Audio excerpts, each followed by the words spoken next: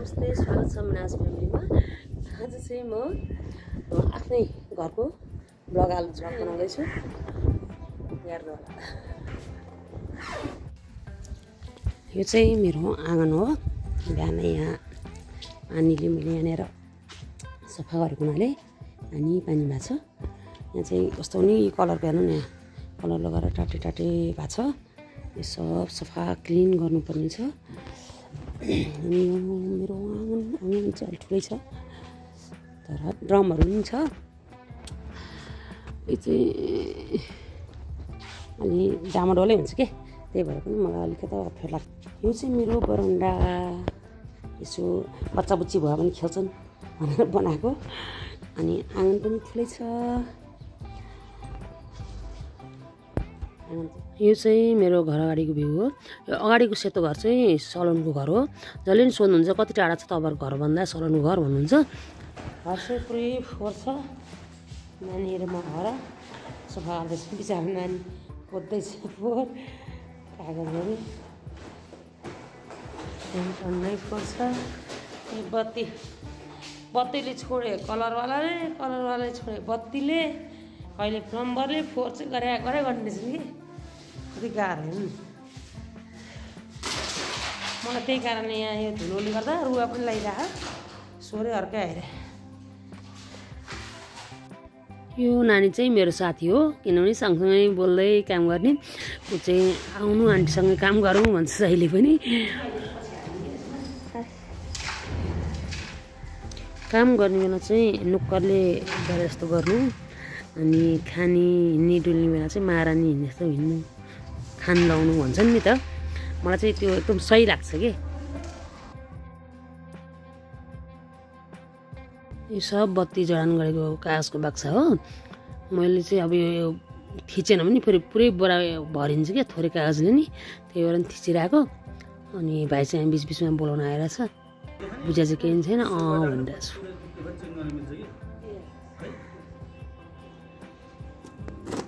मलाई त फेरि यो खेले जस्तो लागिरहेको छ क्या, त्यही भएर पनि झन् रमाइलो लागिरहेको छ काम गर्दा पनि। खिच्न बिगार्न त अनि रमाइलो हुन्छ नि त फेरि। छोरो चाहिँ बिरामी छ, त्यही पनि माथि आउने ओर्ने हेर्ने चाहिँ गर्छ उसले। गाह्रो भइरहेको छ।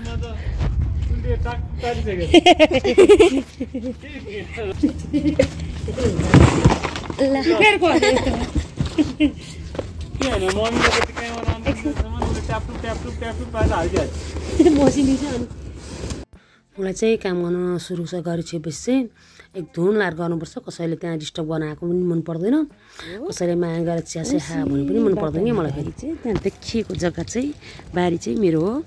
मैले चाहिँ राजमाहरू मजाले रोपेको छु, किनभने राजमा चाहिँ एकदम हुन्छ क्या यहाँ। अनि भटमासहरू चाहिँ फेरि रोप्ने बित्तिकै चराले खाइदिने क्या, त्यो 2 पात फुट्ने बित्तिकै चराले खान्छ।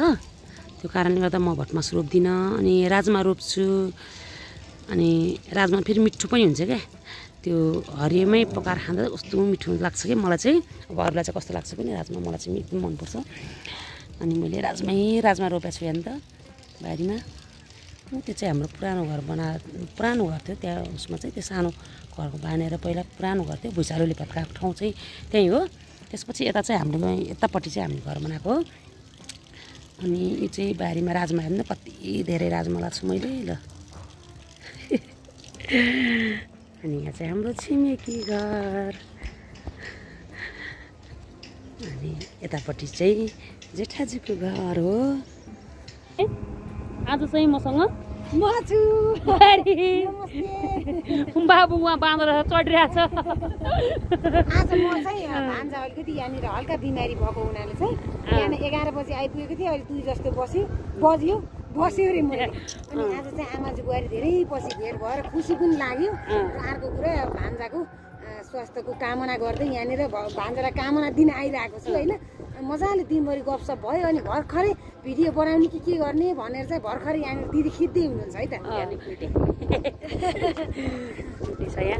अनि हेर हाम्रो अर्पणा कति राम्रो है कुराकानी भयो यहाँनिर। अब म 2-3 घन्टा पछि जान्छु, छोरो नगरे एकछिन। 2-3 घन्टा पछि जान्छु। अब यहाँ आमाजु बुवाले टिकटक सिकटक यताउता बनाइयो अनि ल खिच्ने कि के गर्ने भनेर एउटा यो सम्झना पनि हुन्छ भनेर दिदीले हुन्छ ल खिच भनेर दिदीले खिच्नु भएको छ। अनि यसो भिडियो हेरेर इन्जोय गरिदिनु होला गाइजहरू। यो चाहिँ घरमाथि कौसीबाटको भ्यू हो, सबैतिर देख्छ यहाँबाट चाहिँ रमाइलो छ। अर्पणा हजुर दिदी कस्तो लाग्यो आज एकदमै खुसी लागिरहेको छ। लास्ट टाइम चाहिँ रिना दिदीसँग आएको थिएँ अनि त्यसपछि चाहिँ अब अहिले आमा छोरा आएका छौँ। जहिले रिना दिदीसँग आउने गर्थेँ दिदी म। रिनासँग आउँथेँ अनि कस्तो ऊ आएको बेला रिनाको याद आएर क्या मलाई। आज त्यही भन्नुभयो क्या दिदीले, तिमी आउँदा ठ्याक्कै रिनाको याद आयो मलाई भन्नुभयो। मलाई पनि छोरा लिएर आउँदा फेरि त्यस्तै भएको कि दिदी फेरि उसमा पठाउमा ठ्याक्कै स्कुटी नै परेको फेरि रिना दिदीसँग स्कुटीमै आउने ठ्याक्क दिदीको पछाडि बसेको जस्तो फिल भइरहेको दिदी मलाई। त्यस्तै हुन् कि याद आइरहने कि हरेक कुरामा याद आउने आउनु चाहिँ दिदी एउटा चम्चादेखि लिएर गिलाससम्ममा याद आउँछ कि है। अब रिनाको त अनि फेरि यस्तो हो गाइजहरू, अब ढिलो चाँडो हामी सबै जानुपर्छ। अब कुनै दिन हामी पनि अब हाम्रो पनि अब भन्न त नहुने तर सासको भर छैन, जिन्दगी भर छैन।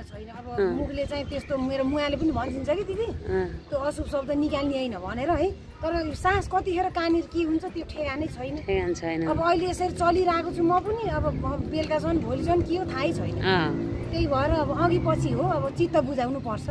यस्तै के गर्ने, मनमा पीडा त कति हुन्छ है दिदी, कति हुन्छ तर अब सहनै पर्ने रहेछ जे गरे पनि हैन। त्यही रहेछ कि यस्तो रहेछ कि दिदी मेन पोइन्टको कुरा गाइजहरूलाई कस्तो लाग्छ, एक्लै जन्मेको एक्लै जाने हो, एक्लै गर्ने हो, सबै चिज एक्लै नै गर्ने रहेछ कि यो जिन्दगीमा मैले बुझेको अनुसार कि दिदी।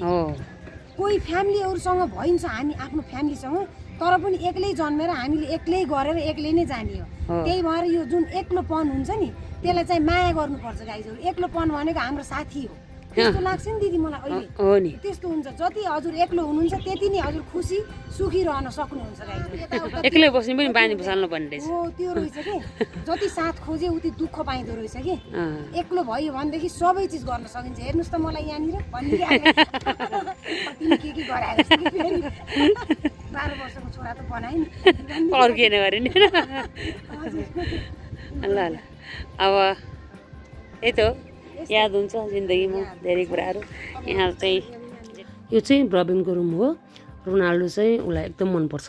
ब्रबिङको पन्चिङ ब्याग हो। बाबुले यहाँ पुरा यसलाई मन लाग्छ बाबा अनेक थरी गर्न। दुईजना गफ गर्दैछन्।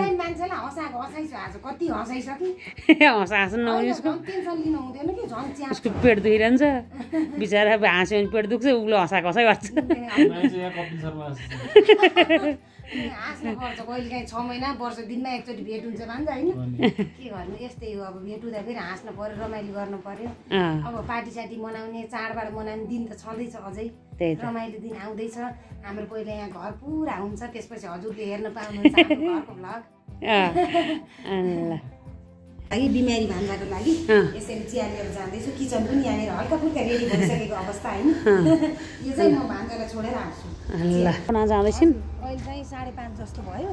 अब म आज बस्ने थिएँ, अब जानै पर्छ किनभनेदेखि छोरोको स्कुल छ। बेलुका घर सबै बन्दोबस्त गरेर भोलि स्कुल पठाउनुको लागि जानु पर्यो। बच्चालाई यसो केही गर्छ कि पछि आफ्नो लागि भयो नि भनेर होइन गरिहाल्छ नि भुन्टेले। दिन आउँछ होइन दिदी, सधैँभरि रात मात्रै हुँदैन, दिन पनि आउँछ। र बाबु जाँदैछन् 7-8 वर्षको मान्छे। ल